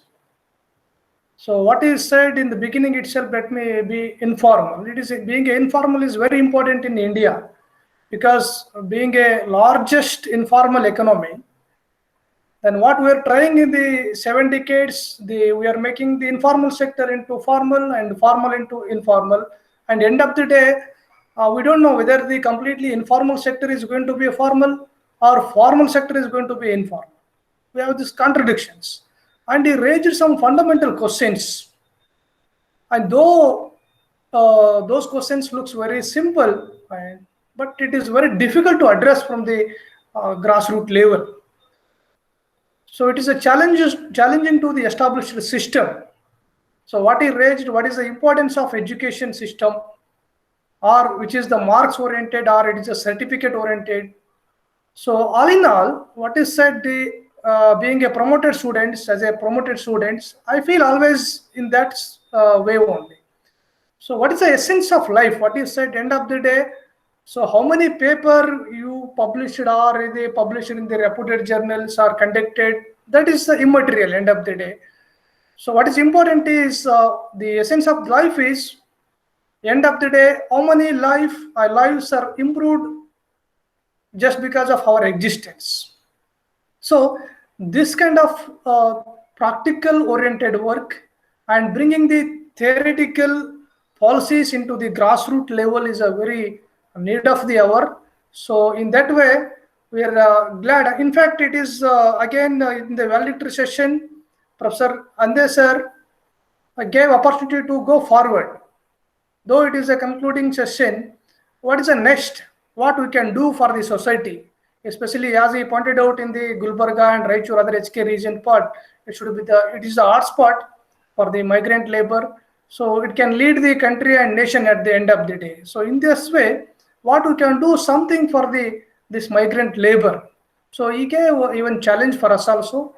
In this sense, behalf of the Department of Economic Studies and Planning, School of Business Studies, Central University of Karnataka, I thank wholeheartedly Dr. Harish Hande and another resource persons who spoke on the externalities. And externalities, it is a positive and negative benefits of the lockdown, and it is the revival strategies and other social cost and benefit. So behalf of Economics Department and SBS, Central University of Karnataka, I thank Professor Surender Kumar sir and our Honorable Vice Chancellor sir, who was the chairman of this session and who told us the think out of the box. So he is always thinks out of the box only. So in this sense, for his encouragement and for his support, I thank behalf of the Department of Economic Studies and Planning, School of Business Studies, Central University of Karnataka, and I thank our Honorable Pro Vice Chancellor sir, who was always supportive and guiding, and I thank Registrar sir, who is administrative head and very much cooperative, and who is the backbone of this webinar series, Professor M.V. Awardee sir, Dean, School of Business Studies. I thank my behalf of and behalf of Department of Economic Studies and Planning, and one of the leader of this webinar series, our HOD madam, Professor P.M. Saudati madam. I thank from my side and organizing secretary Dr. Lingamurthy sir, and behalf of the other faculties and the Department of Economic Studies. Being a leader, madam she is the one pioneer to successful conducting this webinar series. And I thank the front runner of this webinar series, my colleague Dr. Lingamurthy sir, who was the one took initiative and took the most of the work of this webinar series. So I thank behalf of me and behalf of other faculties, and I thank all the participants, students who have actively participated, and we request to send a feedback for this 10 days webinar series. If there are any things, there are any gray area, we can work it out, and we can work it out and we can make more practical rather than theoretical. So I thank our colleagues, contractual faculties, and participants. I thank one and all. Thank you very much. So Murthy, shall I take 1 minute? Yeah, ma'am. So I take this opportunity to thank all the faculty, Department of Economic Studies and Planning, and faculty from other departments in the School of Business Studies, and our Dean for active support in making this webinar series a grand success. And so from our department, we thank all the school faculty. And also I take this opportunity to thank our students through their participation have made this grand success. And my colleagues from other universities, Bangalore, Dharwad, Mysore, and from all over India, they have participated, and our research scholars who have moved to other universities, all the contractual faculty for their active participation. And the special congratulations to the pillars of the organize these webinar series, Dr. Murthy and Dr. Basavaraj, for a wonderful work. And our department will look forward to lots of such academic activities for the benefit of students and the academia. Thank you for giving me an opportunity. Thank you, ma'am. Thank you for giving this opportunity to conduct this 10-day long series and contemporary theme on COVID-19 and Atmanirbhar Bharat, and the theme of COVID-19 and the Indian economy, challenges and way forward. And fortunately, we got very good resource persons throughout the country from Delhi School of Economics, Jawaharlal University, ISID, TEES, IIT Kharagpur, IIM. So it is we are very fortunate to have this kind of resource persons. Though it is a virtual mode, so it is my pleasure to say thanks to them for accepting our phone and delivering very good lectures to enlightening our students as well as faculty members of this university, as well as the participants from across the country, from Kashmir to Kerala and from Dibrugarh to Gujarat. We got a huge response from throughout the country, particularly from the faculty members of different universities of the country. I wholeheartedly thank each and every participant throughout the webinar series, as well as our students. Though they have some network problems, even though they have managed very well with this, I would like to thank each and everyone, as well as our Honorable Vice Chancellor for giving this opportunity, and our administrative head, registrar, and our academic supporter, our Hande Pro Vice Chancellor. And I thank you each and everyone with this my brief contribution. Thank you, sir. Thank you, madam. Thank you, madam. Thank you, sir. Thank you, sir. Nice meeting you. Thank you. Thank you, Dr. Murthy and Dr. Basavaraj, and all the faculty and the students of our department for a wonderful work. Thank you. And thank Dr. Ganapati also for wonderful press coverage. Yeah. Yes. Actually, I forgot the family members to thank, particularly our HOD ma'am, as well as Dean sir, as well as our business school faculty members, Ganapati and Pandranapati. Sorry for the. No, our sincere thanks to Dr. Ganapati for a very beautiful wide coverage of our series. Taking a lot of interest in it. So thank you, Dr. Ganapati and Dr. Patti and all other faculty members of the School of Business Studies and our department. And also thanks to our office staff, Ms. Vaishali and Mr. Sidhu, for supporting from the back, and Dr. Kalpana and Revan Siddha and Bhagavanta for their help. Thank you, one and all. And even our sweeper, Ms. Shulila. Thank you. Thank you. from third webinar onwards, we have recorded all the programs. These programs will be uploaded on YouTube. We will create the DESP YouTube channel, and those who are missing the webinar series, they can listen in their own time. So it will be done very shortly. Thank you. Yeah, thank you. So take a big rest, Dr. Murthy and Dr. Basavaraj. Sure. Thank you. Yeah, okay. Thank you. See you then. Okay. Thank you. Thank you, Okay, ma'am. bye. Sure. Bye.